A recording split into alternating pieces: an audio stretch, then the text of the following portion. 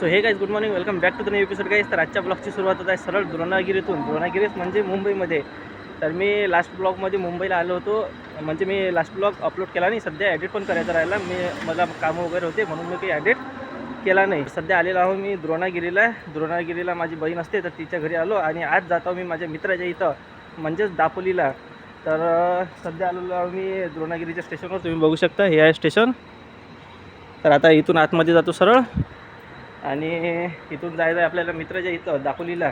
तर तिथं मस्तपैकी 1-2 दिवस फिरायचं आहे, नंतर परत आपल्याला इथंच वापस यायचं आहे.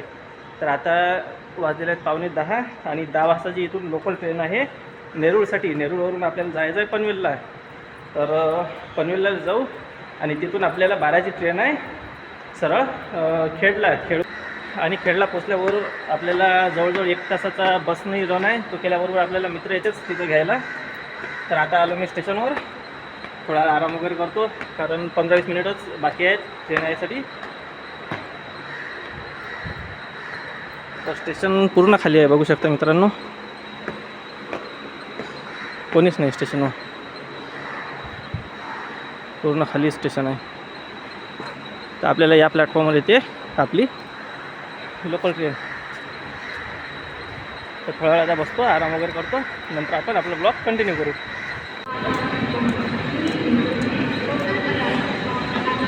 सो फायनली मित्रांनो आपण पोचलो. आपण आता सध्या नेरूळला, बघू शकता गर्दी इथे खूप गर्दी आहे मित्रांनो. तर चला मग आता इथून जाऊ आपण पनवेलला.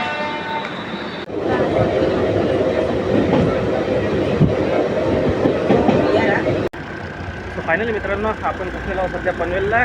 आणि हे बाजूला हे स्टेशन आहे. तर स्टेशनच्या बाहेर आलो आणि आपण खेळसाठी तिकीट वगैरे खाऊन घेतलं. म्हटलं आता थोडंसं काही खाऊन घ्या. मुंबईमध्ये आलो तर कालपासून मी वडापाव नाही खाल्ला, तर म्हटलं आता थोडासा वडापाव खाऊन बघा कसा आहे तो मुंबईचा. तर आता इथं बघा ना, इथं तर काही स्टेशनच्या बाहेर काहीच नाही दिसत आहे. फूड कोर्ट काहीच नाही, कुठंच नाही, इकडे पण नाही.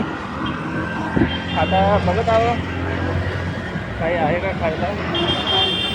ते समोर दिसत आहे, तर बघतो आहे का काही वडापाव वगैरे भेटला तर फारच चांगला, नाहीतर मग आपण पुढे जायला खाऊ.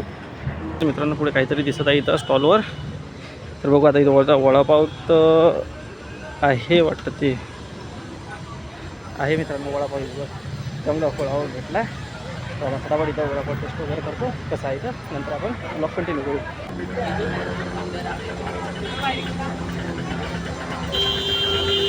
सो फायनल मित्रांनो वडापाव वगैरे खाऊन घेतला मी, आणि टेस्ट ओके होती. जसं आपल्या अकोटला कचोरी समोसा वगैरे भेटते ना, तशी काही टेस्ट वगैरे काही नव्हती, पण हां खाण्यासारखा होता. एक वेळा आले की टेस्ट करून बघ जा.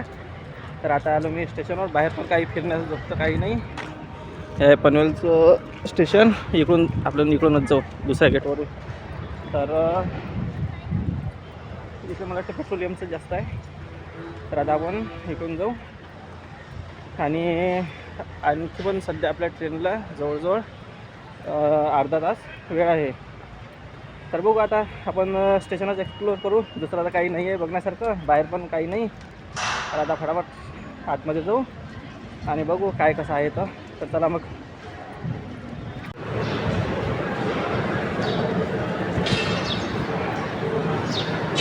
सो फायनल मित्रांनो आपण आलो आता आपल्या प्लॅटफॉर्मवर. तर इथं थोड्या वेळातच आपली ट्रेन येते, तर इथं थोड्या वेळ थांबू, आपण आराम वगैरे करू, नंतर ट्रेनवर आल्यावर आपला ब्लॉग कंटिन्यू करू. तर मित्रांनो आता मी इथं आपल्या प्लॅटफॉर्मवर बसलेलो आहो. आणि म्हणतात ना मुंबईचं जीवन धावपळीचं आहे. तर आज मी ते अनुभवलं, खरंच खूप धावपळीचं आहे. पण ठीक आहे, आता मी 2-3 दिवस झालं, मला सवय झाली, सर्व माहिती वगैरे झाली. तर मित्रांनो थोड्याच वेळात येणार होती आपली ट्रेन, म्हणून तुम्ही जास्त ब्लॉग वगैरे काही बनवला नाही आणि सरळ पोचलो मी खेडच्या स्टेशनवर, तुम्ही बघू शकता.